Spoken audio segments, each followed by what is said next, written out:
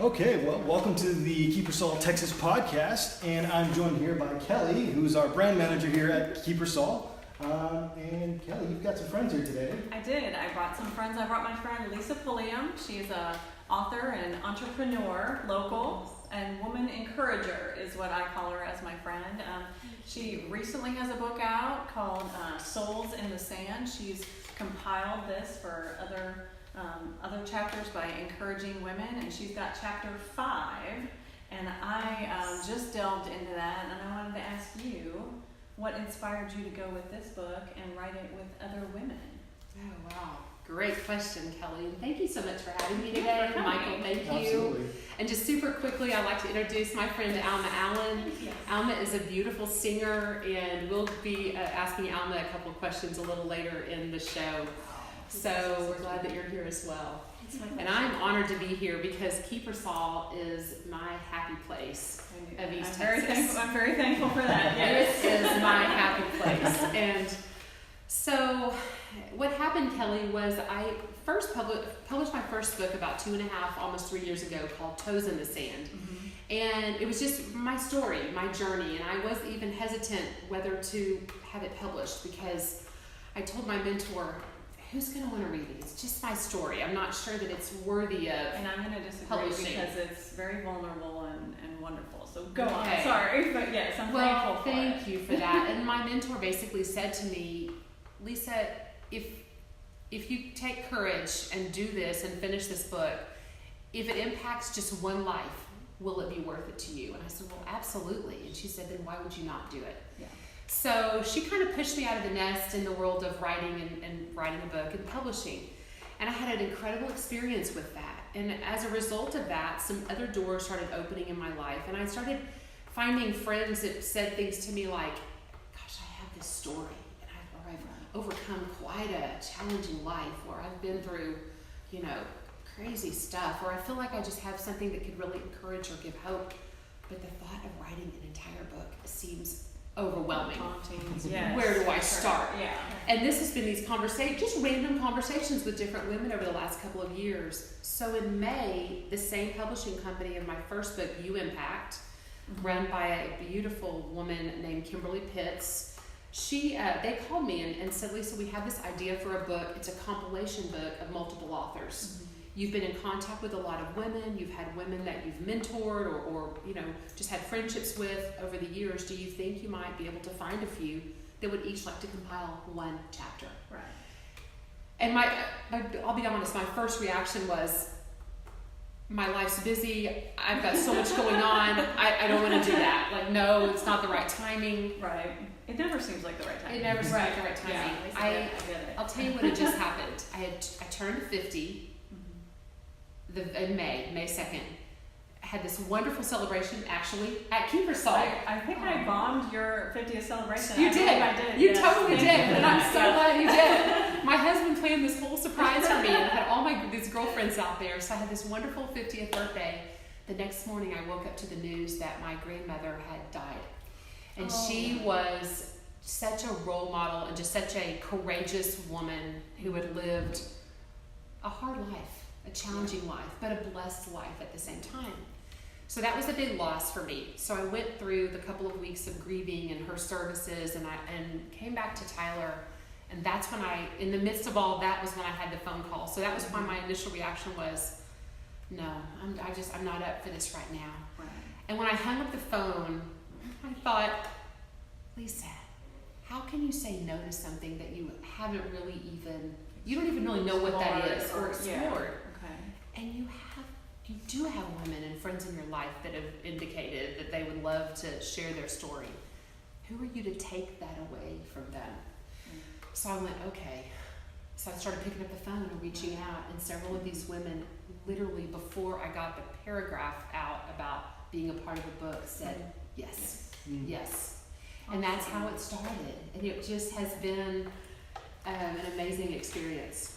So I'm seeing a theme of women that are overcoming. Yes. In all these chapters. In your story, you're starting off, you're on the plane, your 25th anniversary, and what is going through your mind? Yeah. If I may. Yeah. You just cut right to the Sorry. chest, don't you, I'm Kelly? sorry. No, it's so good. I love you I'm so sorry. much. Because it's hard to share your story. Because once it's out there and it's in writing, it's permanent. Yeah. And when it's a vulnerable story, it's a little scary. You don't know who's going to read it and what the response is going to be. Right. So I was on the airplane. My husband and I were taking off for our 25th wedding anniversary, and I was feeling really far away from him. And I was struggling personally with the balance of my life. Career. Yeah. I had been running so hard in my career, chasing success, building a business, trying to be everything to everyone, and trying to be that epitome of what it means to be successful at the expense of my marriage and my family. One of my children suffered through some difficult stuff in high school. We had dealt with that. I discovered that I had a health problem. I'm reaching up to my neck because it was with my thyroid, and I was so health-wise, I wasn't in a great place. I was pulling long, late hours, crazy, ridiculous schedule, and my marriage was suffering, and my life was suffering, and just I was, because I felt I was so out of balance. And I guess it was that airplane ride. We were heading over to the Dominican Republic and going to an all-inclusive resort, and I was thinking, I don't even know who I am right now. Like, I just feel kind of like I've lost myself these last few years. Right. Ironically, and I think I actually said it in the chapter, in the quest to find myself, I had actually lost myself and lost the priorities. Yeah, sometimes we're trying so hard at that. Trying so hard. And as a woman, I think, yes, as a woman, I don't know, Michael, you can speak to the men, but for women, we carry so many different responsibilities. If we're moms, if we're caretaking for maybe elderly parents, if we're trying to work a full-time job or build a career or build financial pressures, marital, there's just so many things that are pressing in on us. And we are women in an age where society tells us we can do anything we want to do, we can be anything we want to be, we can have anything we want to have. I don't think that's true, because I was trying that, and I think that I was slowly kind of, I don't want to say dying on the inside, but I was just losing the priorities. So I had some wake up calls, Kelly, that happened along around that time, and that it was that soul in the sand, our souls in the sand, and that week, and that opportunity to pause and really slow my roll way down for a few days. Enjoy those beautiful sunrise mornings and toes in the sand and just listening to the ocean and long conversations with my husband of who are we, and we've celebrated 25 years. Let's talk about the next 25. How's it going to go? Is it going to be the same? Is it going to be, or do we need to make some changes? I knew that the changes that I needed to make were inside of me. It was nothing anyone else needed to do differently. It was me. And that's what happened, Kelly. And so I came home and began to reprioritize my life, my time, myself, my health, my choices. Began to say no to some things. And that's hard for women to do as well. Very hard. And even that word you're using, balance, has its own stress to it. Okay, I've got this all balanced, everything's fine. And we don't, and we need each other, and we need to be able to be vulnerable enough to talk about it and say, I'm a little bit, I'm off, and I need to pray about this, and I need to get back on the straight path. Absolutely. And I think that there comes a time when we have to realize, and for some may hit this at 25 or 30 years old. For me, it took till I was nearly 50.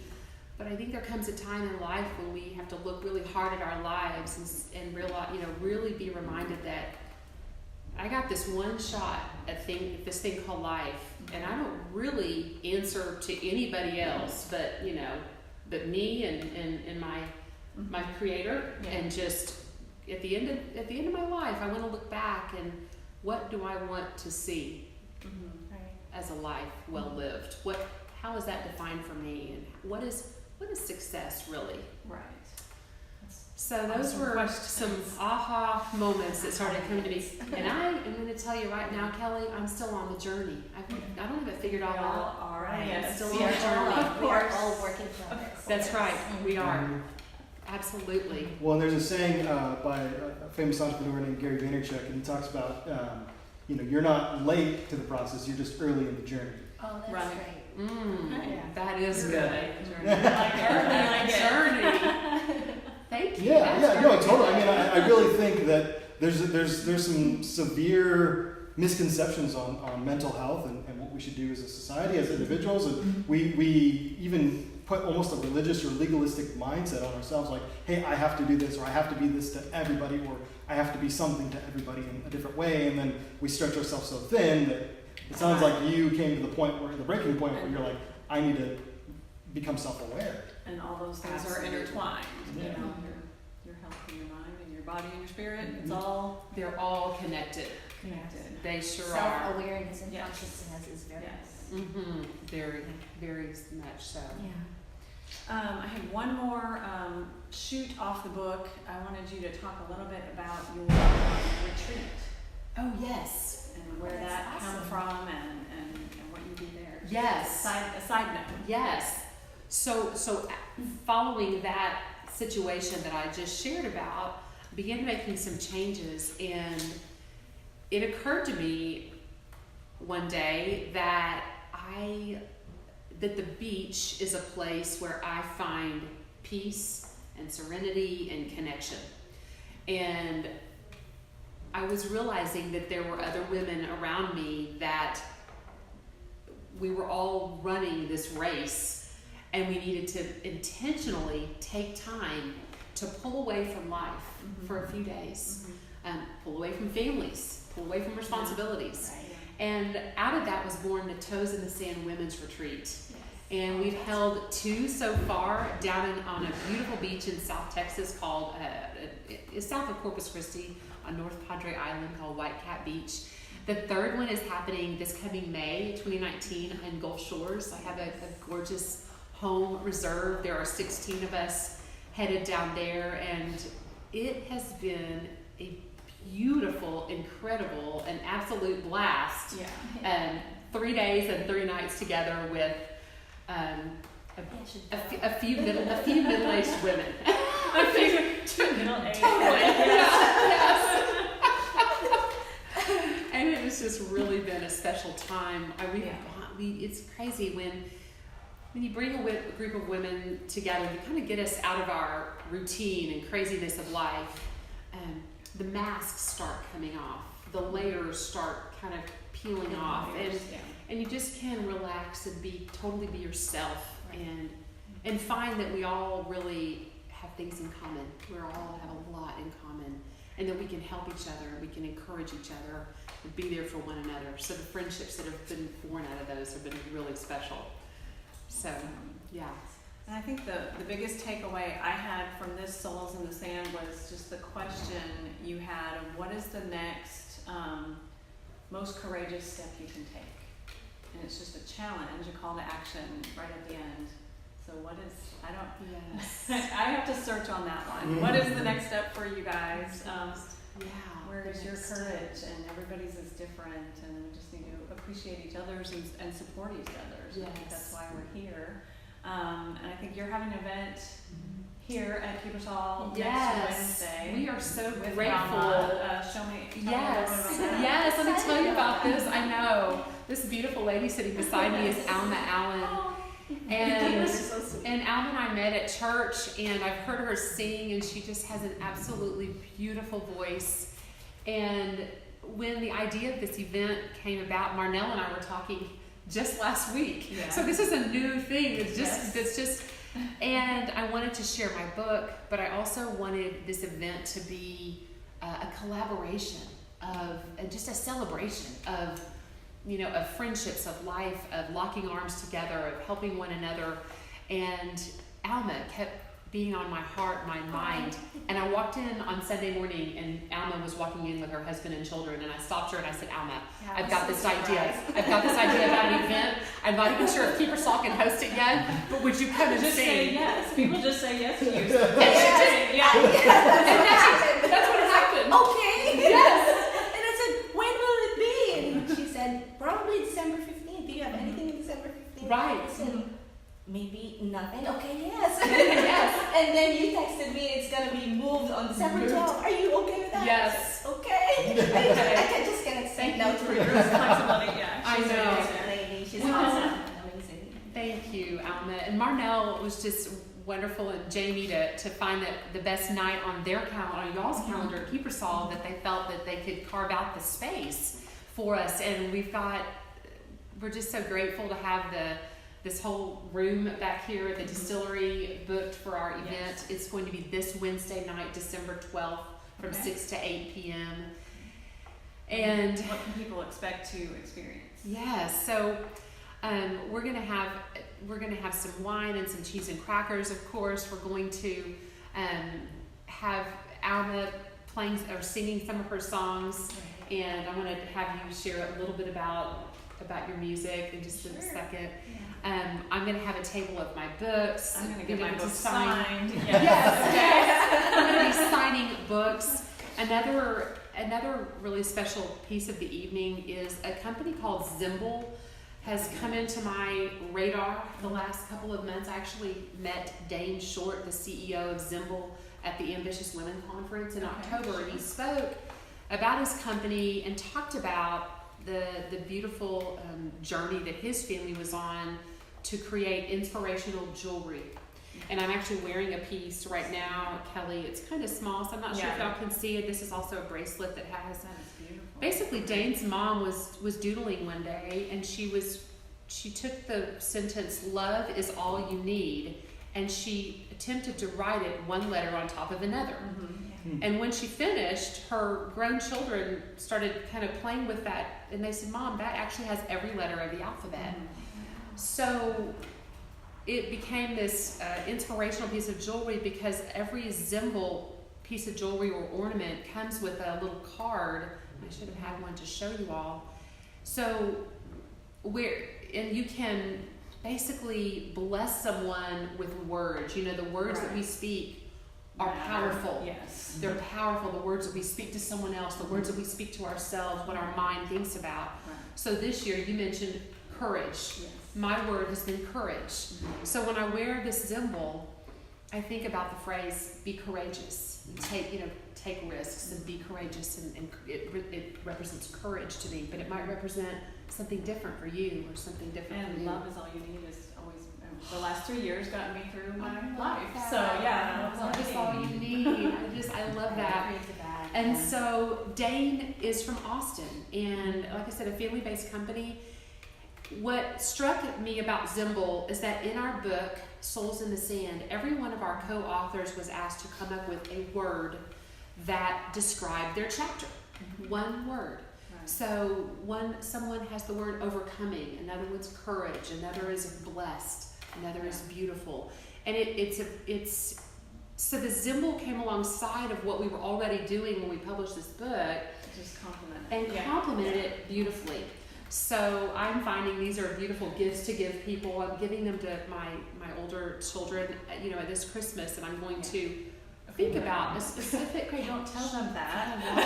Y'all are watching. You just figured out what you're getting for Christmas. But I'm not telling you what your word is. So I'm really excited that Dane is going to be here and sharing some of these beautiful pieces. And then Embark Women, I wanted to touch on that.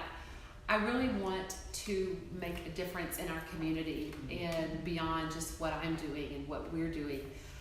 Embark Women is an organization that supports and encourages and provides workshops and really educational opportunities for entrepreneurial women. Yeah.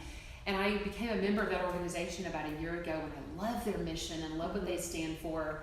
And Crystal Bryce started and it's a nonprofit, and they're just a beautiful group of women. And I want that a portion of our proceeds from the books and the Zimble sales will all go to support embark women and what they're doing in our community. So, and with that, I'd love to may I open it up for just a minute to Alma, because I want you to share just a little bit tell us about your story, your music. Okay. Yeah, I just released my album called Asian Girl, and it's already available on different digital platforms like iTunes, Spotify, Amazon Music, and I have my own website also called AA Production, that XYZ, and XYZ is the new .com. It's crazy, yes. But because I was looking for something to go with AA Production, and .com is no longer available. So that's the only thing I could get. So AA Production, XYZ. Okay. Yeah. And I've been here in Texas for about 4 years, and I really don't know what to do because my family and I moved here from Saudi Arabia. I used to work in Saudi Arabia for 12 years, and my husband used to work there for a decade, and that's where we've met. We built our own family, and he's a native Texan, that's why we ended up here. So we both work in the same company. So we have twin girls. Yes. So They're precious. yes, and That's courageous right there. so this is totally all new to me. I mean, because back there, I was working full time, and I've got a helper who's taking care of her kids Sure, and all it's a that, different But here, world, when we moved here, it's totally different. I've been a stay-at-home mom, and working for such a long time, it will really make your self-esteem go down and low. I was like, oh my God, what should I do? Every time my kids are in school, I feel so alone. I feel so away from the people because I don't know anybody when we moved here aside from my in-laws. So I tried to make friends and all that. So and I tried to find something to do, and I've met my online mentor for songwriting online. And she's based in California. We do Skype sessions and all that. And I wrote 8 original songs, and the carrier single is Asian Girl, and that's also the name of the album. Yes, and actually, God called me, to do this, because I was telling my story to Lisa, because I'm a dentist in the Philippines. So, and then I practiced only 4 years, and then I was hired in Saudi Arabia in Aramco, and I used to work there as a dental assistant for 12 years. And then when I get back here, I really don't know what to do. But I know that I have so much gifts from God. Because aside from being a dentist in the Philippines, I used to write songs also for some other artists like Insomnia Music Philippines. And one of the songs that I wrote is called Pilipino Ka. And it means you are a Filipino. It's a patriotic song. It was sung by one of their artists. And then I have 2 more songs that I passed, and I was supposed to, give it to their artists also, who will be interested with that. And then God gave me an opportunity to work in Saudi, and I have to weigh things out. Which one should I prioritize? And of course, I chose going to Aramco because it's more stable. Right. So I dropped everything, being a dentist in the Philippines and singer-songwriter. I almost get a recording deal, and I dropped all of that because I want to be a blessing to my family. They needed me during the time. I was telling them to Lisa that my brother had a vehicular accident during the time, so and it was like a matter of life and death. So I was like, okay, I was single at the time, 26 years old. I need to go into Saudi Arabia, and then when I get back here, God gave me, back my dreams. This is your time. This is your time. My This is her passion. time. Yeah. When I heard Alma sing, it was the first time. It was a couple of years ago in church, and she had the voice of an angel. It was so beautiful, and we didn't know each other that well, but we see each other every once in a while. We kind of friends on Facebook. And for some reason, when Marnell said yes, that you all would host this event, I just felt like I love music. I love music. Who doesn't? music just moves our soul. It pairs well with Kiepersol. It Yes. pairs well, live music. Yeah. And my first thought was Alma. Yeah. And so I really thank you for agreeing to be here And your on Wednesday flexibility, night. I'm talking. And her flexibility, because I had the wrong date when I first gave it to Yeah. her. And we're just so honored to get to be here together It's my Wednesday pleasure being night. here. And Thank you for having me. we Thank just you hope for that, your story. yeah, it's a beautiful story. I think everybody can come visit with both of these ladies next Wednesday, and we'll have that event up on Facebook. And I'm so thankful for both of you. Thank you for your time and visiting the distillery. I forgot to even say we're Yeah. right here. We're in the distillery. We're It's so right here beautiful. where the Yeah. vodka is made. I feel like I'm sitting in front of great Yeah. big coffee urns or something right now. They're so vodka good. and coffee. We Yes. also serve coffee.